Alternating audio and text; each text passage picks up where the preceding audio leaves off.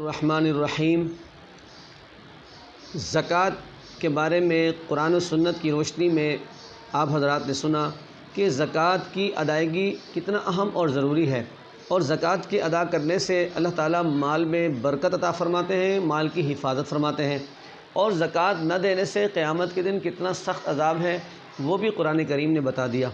اب بات اس طرف آتی ہے کہ زکوٰۃ کا نصاب کیا ہے۔ زکوٰۃ کا جو نصاب ہے وہ شہری ماحول میں مخصوص 4 چیزیں ہیں۔ نمبر 1 سونا، نمبر 2 چاندی، نمبر 3 مال تجارت، اور نمبر 4 نقدی پیسہ۔ سب سے پہلے سونے کو لیتے ہیں۔ عام طور پر معاشرے میں اور ماحول میں یہ بات مشہور ہے کہ سونا ظاہر ہے کہ 7.5 تولہ جو سونا ہے وہ نصاب ہے، کہ جب تک 7.5 تولہ سونا نہ ہو تو اس کی زکوٰۃ نہیں بنتی۔ تو یہ بات تو حقیقت ہے کہ جو شریعت کی بات ہے وہ ویسے ہی ہے کہ 7.5 تولہ سونا وہ اس کا نصاب اس صورت میں ہے کہ صاحب مال کے پاس، جس کے پاس سونا ہے، اس کے پاس پیسہ بالکل نہ ہو، نہ اس کے پاس چاندی ہو، نہ اس کے پاس پیسہ ہو، نہ مال تجارت ہو۔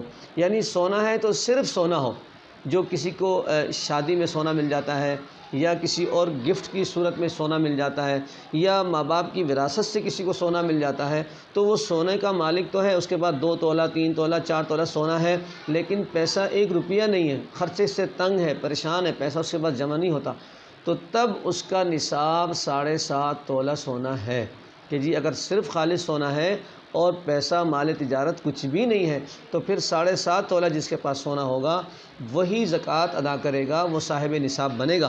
اور پھر اس کا طریقہ یہ ہوگا کہ 7.5 تولہ سونے کی جو قیمت ہے مکمل ٹوٹل قیمت پر ہر لاکھ کے اوپر جو ہے ہم نے 2,500 روپے زکوٰۃ ادا کرنی ہے۔ اگر آپ کے پاس سونا ہے 1 تولہ 2 تولہ یا کچھ زیادہ کم و بیش، اور ساتھ ساتھ آپ کے پاس کچھ چاندی ہے، 1 انگوٹھی ہے یا 1 بالی ہے، کچھ بھی ہے، یا نارمل صورت میں بغیر بنائے آپ کے پاس چاندی رکھی ہوئی ہے، تو پھر آپ کا نصاب جو ہے وہ چاندی کی طرف جائے گا۔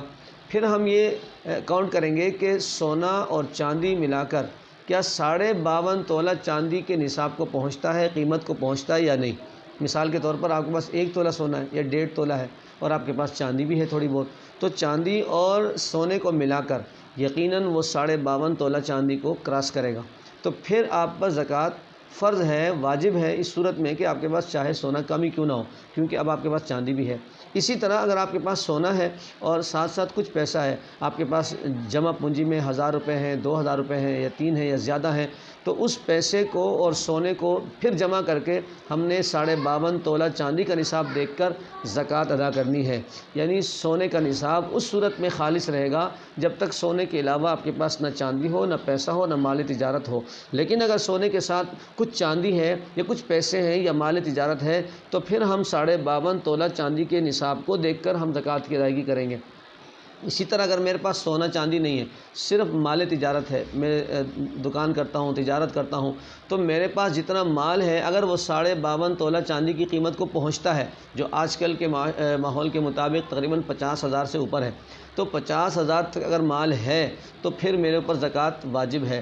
اگر مال تجارت 50,000 نہیں ہے، 20-25,000 ہے، اس کے علاوہ میرے پاس کوئی پیسہ نہیں ہے، تو پھر میں صاحب نصاب نہیں ہوں۔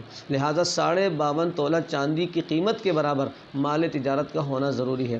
اسی طرح اگر آپ کے پاس پیسے ہیں، صرف نقد ہے، تو وہ کیش بھی آپ کے پاس اتنا ہونا چاہیے جس سے 52.5 تولہ چاندی کی قیمت پوری ہو، اور اس سے 52.5 تولہ چاندی آپ خرید سکیں، تو ہی آپ صاحب نصاب بنیں گے اور آپ زکوٰۃ کی ادائیگی کریں گے۔ اگر اس سے کم ہے تو پھر آپ صاحب نصاب نہیں ہیں۔ یہ تو مختصر بات ہو گئی۔ انشاءاللہ اگلی نشست میں ہم اس پر مزید تفصیل عرض کریں گے۔ اللہ تعالیٰ سے دعا ہے کہ رب کریم ہمیں ان دینی اور شرعی مسائل کو سمجھنے کی، عمل کی توفیق عطا فرمائے۔ وآخر دعوانا الحمدللہ رب العالمین۔ اس کو آگے بھی شیئر کریں گے تو انشاءاللہ سب کو فائدہ ہوگا۔